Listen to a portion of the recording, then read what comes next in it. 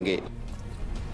अच्छा जी, इसी पे बात करते हैं। पार्लिमानी सेक्रेटरी सेहत डॉक्टर नौशीन हामिद हमारे साथ हैं एक दफ़ा फिर। डॉक्टर साहब, पहले तो ये बात कर लेते हैं कि गुज़िश्ता चंद दिनों में पाकिस्तान में कोरोना केसेस की शरह में बतदरीज कमी देखी जा रही है, which is a very good sign. तो इसकी वजह आपको क्या समझ आती है? क्या इसकी वजह लॉकडाउन आप समझेंगी, जिसके बारे में फैसला करना इटसेल्फ हुकूमत के लिए बड़ा मुश्किल था? जी देखें, बिल्कुल ये जो हुकूमत की पॉलिसीज़ हैं, इसमें लॉकडाउन के अलावा जो मज़ीद इक़दामात किए गए, ट्रांसपोर्ट के ऊपर पाबंदी लगाई गई, सोशल गैदरिंग्स के ऊपर पाबंदी लगाई गई, तो ये जितने भी इक़दामात किए गए हैं डेफ़िनेटली ये उसकी रिफ्लेक्शन है। और जिस तरह से केपीके के कुछ एरियाज़ में मुकम्मल लॉकडाउन भी लगाया तो हमने देखा कि वो शरह फ़ीसद जो है वो बिल्कुल 1/4 रह गई एक हफ़्ते के अंदर। तो डेफिनेटली इन इक़दामात से बहुत ज़्यादा फ़र्क पड़ता है, मगर eventually end of the day अवाम का रवैया जो है, उनकी ज़िम्मेदारी जो है वो डिटर्मिनिंग फैक्टर होती है कि वो इन चीज़ों को कितना सीरियसली लेती है और अमल दरामद करती है। डॉक्टर साहब, अब केसेस कंट्रोल कर लिए जाएं ये तो ज़बरदस्त हो जाएगा, लेकिन मुकम्मल महफूज रहने के लिए वैक्सीनेशन ही अल्टीमेट सोल्यूशन है। अब इस अमल में कुछ बेहतरी आई है या क्या अब तक हम आलमी मयार से काफ़ी पीछे हैं? इस बारे में बताइएगा। और मज़ीद वैक्सीन कब तक आएंगी? जो लोग प्राइवेटली लगवाना चाहते हैं उनके लिए तो अभी अपेरेंटली कुछ है ही नहीं। जी बिल्कुल, ये जो मेजर्स होते हैं लॉकडाउन और दूसरी पाबंदियां, ये वक्ती होती हैं। ये जैसे लिफ्ट की जाएंगी दोबारा इजाफा होना शुरू हो जाता है। इसका हल बिल्कुल दुरुस्त आपने कहा कि वैक्सीनेशन ही है।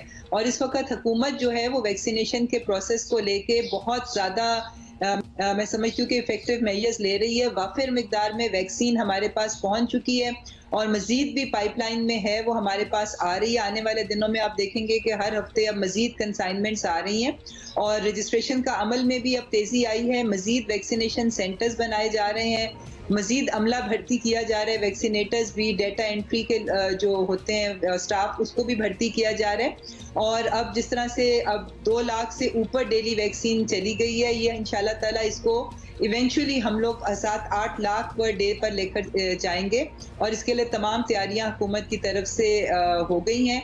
और मास वैक्सीनेशन सेंटर्स भी बन रहे हैं जहां पर बहुत बड़ी तादाद में डेली बेसिस के ऊपर वैक्सीन लगा करेगी।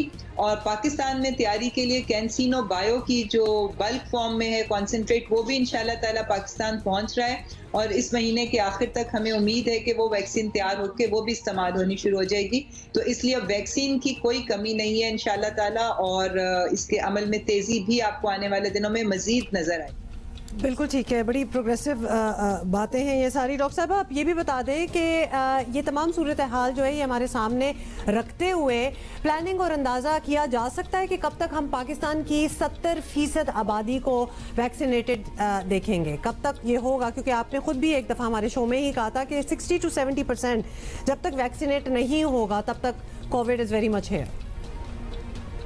देखिए जी, हुकूमत ने तो जो अपना प्लान बनाया है वैक्सीन प्रोक्योरमेंट का और वैक्सीन लगाने के लिए जो सिस्टम बनाया है, उसके हिसाब से मैं समझती हूँ कि हमारा टारगेट है कि हम 2021 के आखिर तक, इस साल के आखिर महीने में हम ये टारगेट अचीव करने का हमारा प्लान ये है। मगर इसके ऊपर सारा डिपेंड करेगा कि अवाम रजिस्ट्रेशन के लिए सामने आए, अपने आप को ज़्यादा से ज़्यादा रजिस्टर करवाए और फिर वैक्सीनेशन सेंटर्स पर पहुँचे। बहुत शुक्रिया आपका। डॉक्टर नौशीन हामिद हमारे साथ मौजूद थी। और